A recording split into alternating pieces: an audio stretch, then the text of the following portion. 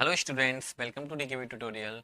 Student, अब तक हमने आप लोगों को पढ़ा दिया है कि एल्कोहल्स क्या होते हैं और एल्कोहल्स को प्रिपेयर करने के कौन कौन से मेथड्स हैं। इसके बाद मैंने आपको बताया कि एल्कोहल की प्रॉपर्टी क्या क्या होती है। तो इस चैप्टर का नाम सबको पता होना चाहिए, alcohol, phenol and ether. Alcohol वाले पार्ट को हम कंप्लीट कर चुके हैं।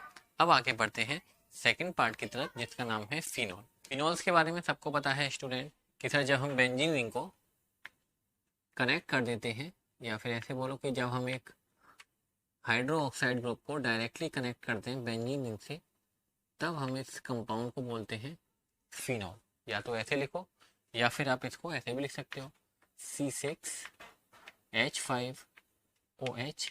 दोनों बातें एक ही हैं। यहाँ पर हमने फॉर्मूले वाइज लिख दिया, यहाँ पर रिंग की फॉर्म में लिख दिया है। सबसे पहले हम आपको ये बताना चाहेंगे कि ये क्या नाम है इसका, फिनॉल, और इसके साथ एक कंपाउंड का कंपैरिजन करने वाले हैं दूसरे का।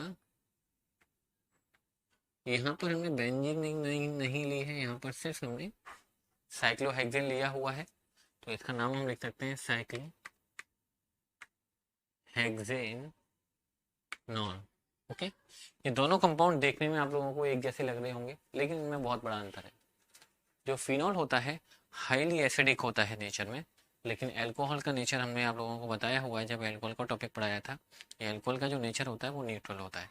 तो आप कहोगे सर यहाँ भी OH ग्रुप है, यहाँ भी OH ग्रुप है, तो आप कह रहे हो ये एसिडिक है और ये न्यूट्रल है, ऐसा क्यों है? सबसे पहले यही बात हम आप लोगों को बताते हैं। देखो, अगर एसिड का काम सब लोग जानते हो, जो H+ डोनेट करते हैं वो एसिड होते हैं। अगर ये H+ डोनेट करेगा तब क्या बनेगा ये,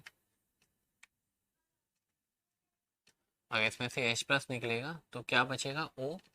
और अगर इसमें से H+ निकलेगा तब क्या बनेगा, जरा इसको भी देख लेते हैं। तो ये बनेगा ये। ठीक है, इसका नाम होता है फिनॉक्साइड आयन।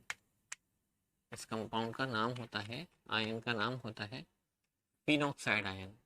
ओके, अब आप कहोगे सर ये और ये तो दोनों एक जैसे लग रहे हैं, इन दोनों में तो कोई अंतर है नहीं है, लेकिन बहुत बड़ा अंतर है। ये स्टेबल है लेकिन ये स्टेबल नहीं है, ये नहीं बन सकता। ओके, इसकी फॉर्मेशन नहीं होती, लेकिन ये फॉर्म्ड हो सकता है। क्यों हो सकता है? सिंपल सा रीजन है sir, because of resonance. Phenoxide ion is stable but this ion is not stable.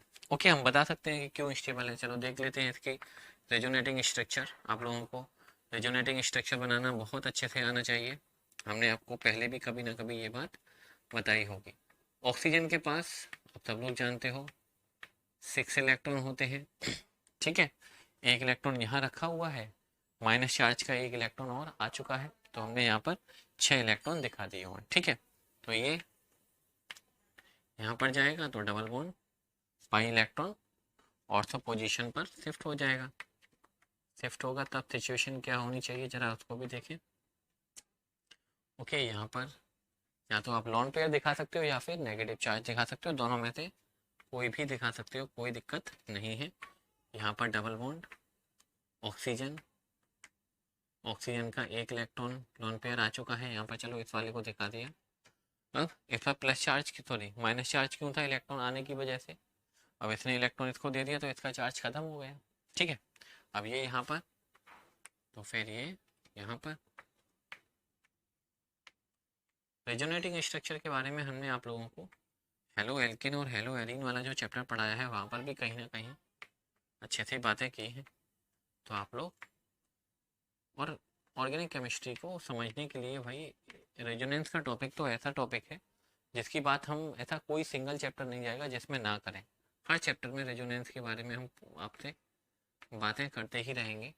तो रेजोनेंस का वाला टॉपिक अगर आप क्लियर नहीं है तो सबसे पहले रेजोनेंस वाले टॉपिक को आप अच्छे से एकदम क्लियर करो, स्ट्रॉन्ग करो, क्योंकि जब तक वो समझ में नहीं आएगा ऑर्गेनिक केमिस्ट्री हमेशा आप लोगों को दिक्कत करती ही रहेगी। ओके, ये यहाँ पर वापस ऊपर जाएगा तो फिर ऑक्सीजन के ऊपर फिर से चार्ज, माइनस चार्ज दिखाई देगा।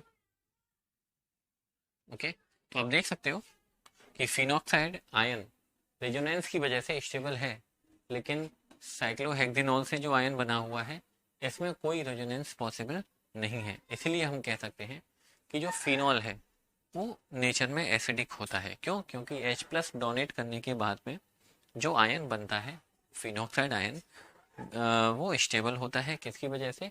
रेजोनेंस की वजह से स्टेबल होता है। लेकिन साइक्लोहेक्सेनॉल से अगर आप H+ निकालोगे तो जो आयन बनेगा वो स्टेबल नहीं होता है। स्टेबल नहीं होता है तो ये बनेगा भी नहीं, ये बनेगा नहीं, तो फिर ये एसिडिक नहीं होगा, ये न्यूट्रल रहेगा। तो ध्यान रखें फिनॉल और साइक्लोहेक्सेनॉल में कंपैरिजन। ओके, अगर ये एसिडिक है, आप सब लोग जानते हो एसिड का काम क्या होता है, बेस से रिएक्शन करना होता ही है। जो एसिड होते हैं वो बेस के साथ में रिएक्शन करते हैं या नहीं करते हैं? तो साइक्लो फिनॉल की हमने NaOH के साथ में रिएक्शन कराई, ठीक है, और यहाँ पर हम साइक्लोहेक्सेनॉल की NaOH के साथ में रिएक्शन कराते हैं और देखते हैं कि क्या पॉसिबिलिटी है प्रोडक्ट के बनने की। ये एसिडिक है तो बेस के साथ में रिएक्शन करके सॉल्ट प्लस वाटर बनाएगा, न्यूट्रलाइजेशन रिएक्शन आई होप सबको पता होगी। सर जब एक एसिड किसी बेस के साथ रिएक्शन करता है तो सॉल्ट बनाता है और वाटर बनाता है, इस रिएक्शन को हम न्यूट्रलाइजेशन रिएक्शन कहते हैं। तो ये एसिड है, बेस के साथ रिएक्शन करके सॉल्ट बना लेगा, सोडियम फिनॉक्साइड। ओके, इसको हम बोलते हैं सोडियम फिनॉक्साइड प्लस H2O। लेकिन ये तो एसिडिक है ही नहीं है, ये एसिडिक है ही नहीं है, तो ये बेस के साथ में रिएक्शन करेगा ही नहीं। और जब ये करेगा नहीं तो यहाँ पर आपको कोई भी रिएक्शन देखने को नहीं मिलेगी। तो सबसे पहली बात आप लोग यही ध्यान रखें कि एल्कोहल नेचर में एसिडिक होते हैं। क्यों होते हैं नेचर में एसिडिक? क्योंकि एल्कोहल जब H+ आयन को डोनेट करते हैं तो फिनॉक्साइड आयन बनता है, और जो फिनॉक्साइड आयन होता है वो रेजोनेंस की वजह से स्टेबल होता है, और ये सारा काम साइक्लोहेक्सेनॉल में नहीं होता है।